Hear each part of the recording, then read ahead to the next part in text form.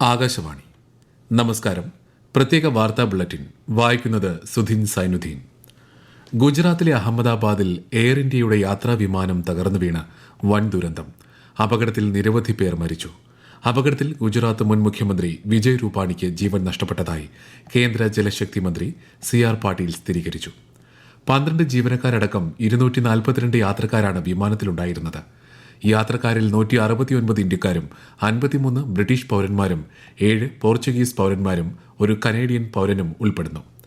അഹമ്മദാബാദ് സർദാർ വല്ലഭായ് പട്ടേൽ രാജ്യാന്തര വിമാനത്താവളത്തിൽ നിന്ന് ലണ്ടനിലേക്ക് പോവുകയായിരുന്ന AI-171 ബോയിംഗ് 7878 ഡ്രീം ലൈനർ വിമാനമാണ് ഇന്നുച്ചയ്ക്ക് ടേക്ക് ഓഫിന് തൊട്ടുപിന്നാലെ വിമാനത്താവളത്തിന് സമീപത്തെ ജനവാസ മേഖലയിൽ തകർന്നു വീണത്. NDRF, ഫയർഫോഴ്സ്, പോലീസ് സേനകളുടെ നേതൃത്വത്തിൽ രക്ഷാപ്രവർത്തനം നടത്തി.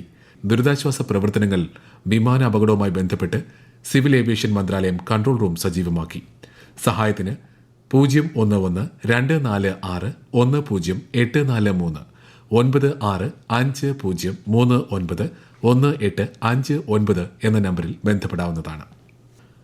അഹമ്മദാബാദ് വിമാന അപകടത്തിൽ മരിച്ചവരിൽ മലയാളിയും പത്തനംതിട്ട പുല്ലാട് സ്വദേശി രഞ്ജിത ഗോപകുമാരൻ നായരാണ് വിമാന ദുരന്തത്തിൽ മരിച്ചതായി സ്ഥിരീകരിച്ചത്.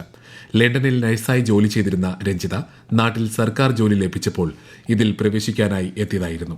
സർക്കാർ ജോലിയിൽ നിന്ന് അവധിയെടുത്ത ശേഷം ലണ്ടനിലേക്ക് മടങ്ങുമ്പോഴാണ് അപകടമുണ്ടായത്. അഹമ്മദാബാദ് വിമാനാപകടത്തിൽ മരണമടഞ്ഞ രഞ്ജിതയ്ക്ക് ആരോഗ്യമന്ത്രി വീണ ജോർജ് ആദരാഞ്ജലികൾ അർപ്പിച്ചു. ആറന്മുള പുല്ലാട് സ്വദേശിനിയായ ആരോഗ്യ പ്രവർത്തക രഞ്ജിതയുടെ മരണം ഏറെ വേദനിപ്പിക്കുന്നതാണെന്ന് മന്ത്രി പറഞ്ഞു. അഹമ്മദാബാദ് വിമാന അപകടത്തിൽ അത്ഭുതകരമായി രക്ഷപ്പെട്ട് യാത്രികൻ. ബ്രിട്ടീഷ് പൌരനായ വിശ്വാസ് കുമാർ രമേശാണ് അപകടത്തിൽ നിന്നും പരിക്കുകളോടെ രക്ഷപ്പെട്ടത്. അഹമ്മദാബാദിലെ എയർ ഇന്ത്യ വിമാന അപകടത്തിൽ രാഷ്ട്രപതിയും ഉപരാഷ്ട്രപതിയും പ്രധാനമന്ത്രിയും അടക്കമുള്ള പ്രമുഖർ അനുശോചനം രേഖപ്പെടുത്തി. രാജ്യം ദുരന്തബാധിതർക്കൊപ്പമാണെന്ന് രാഷ്ട്രപതി ദ്രൌപദി മുർമുവും ഉപരാഷ്ട്രപതി ജഗദീപ് ധൻഖറും അനുശോചന സന്ദേശത്തിൽ പറഞ്ഞു.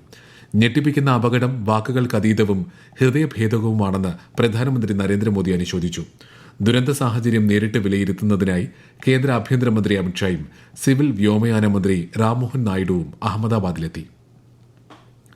വിമാന അപകടത്തിന്റെ പശ്ചാത്തലത്തിൽ വ്യോമയാന സഹമന്ത്രി മുരളീധർ മോഹോളിന്റെ നേതൃത്വത്തിൽ ന്യൂഡൽഹിയിൽ ഉദ്യോഗസ്ഥതല യോഗം ചേർന്നു. അപകട സാഹചര്യവും രക്ഷാ ദുരിതാശ്വാസ പ്രവർത്തനങ്ങളും യോഗം വിലയിരുത്തി. വിമാന അപകടത്തിൽ ഇരയായവരുടെ തിരിച്ചറിയലിനായി അഹമ്മദാബാദിലെ BJ മെഡിക്കൽ കോളേജിൽ ബന്ധുക്കളുടെ DNA പരിശോധനയ്ക്കുള്ള ക്രമീകരണങ്ങൾ ഏർപ്പെടുത്തിയതായി ഗുജറാത്ത് സർക്കാർ അറിയിച്ചു. നേരിട്ടുള്ള ആനുകൂല്യ വിതരണത്തിൽ രാജ്യത്തെ കഴിഞ്ഞ 10 വർഷത്തിൽ 90 ഇരട്ടി വർധനയുണ്ടായതായി കേന്ദ്ര ധനമന്ത്രി നിർമ്മല സീതാരാമൻ. കഴിഞ്ഞ സാമ്പത്തിക വർഷത്തിൽ DBT 6.83 ലക്ഷം കോടിയായി ഉയർന്നു. 2014 ഇത് 7000 കോടിയായിരുന്നുവെന്നും ധനമന്ത്രി സമൂഹമാധ്യമത്തിലൂടെ അറിയിച്ചു.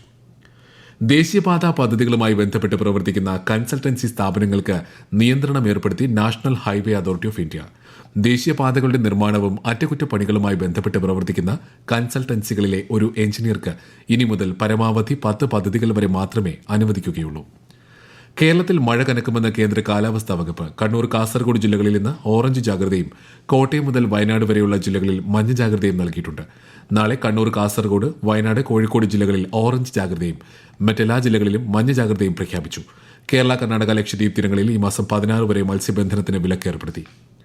തൃശൂർ ചാവക്കാട് മിന്നൽ ചുഴലിയിൽ തിരുവത്ര, പുത്തൻ, കടപ്പുറം HI മദ്രസ പരിസരത്ത് വ്യാപക നാശനഷ്ടമുണ്ടായി. ഓടുമേഞ്ഞ വീടിന്റെ മേൽക്കൂര തകർന്നു വീണ് 2 പേർക്ക് പരിക്കേറ്റു. ഈ മാസം 19-ന് ഉപതെരഞ്ഞെടുപ്പ് നടക്കാനിരിക്കുന്ന നിലമ്പൂരിൽ പ്രചാരണം ശക്തമാക്കിയ രാഷ്ട്രീയ കക്ഷികൾ.